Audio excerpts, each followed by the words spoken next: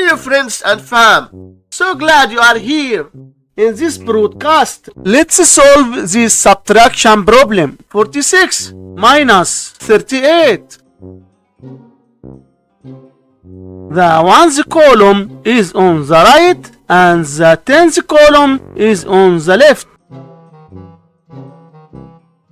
We start solving the subtraction problem by subtracting the numbers in the ones column. 6 minus 8. But I can't do it because 6 is smaller than 8. So we must borrow.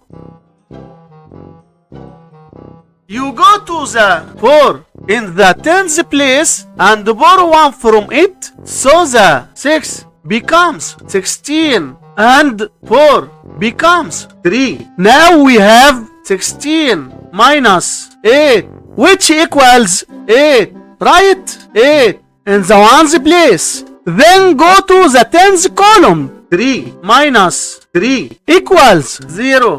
Write 0 in the tens place. So 46 minus 38 equals 8. And this is our final answer to this problem. Thanks for tuning in. Don't forget to like and subscribe.